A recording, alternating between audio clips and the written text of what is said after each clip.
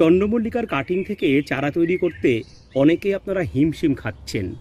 বহু ছাদবাগানি বন্ধুরাই আমাকে বলছেন তাদের গাছের পাতা ঢলে পড়ছে, কেউ বা পাতা পুড়িয়ে ফেলছেন।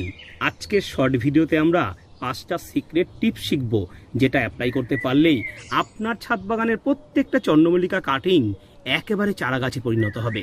নাম্বার 1, রুটিন হরমোন মাখিয়ে কাটিং অবশ্যই তৈরি করবেন ঠিক রাতের বেলায়।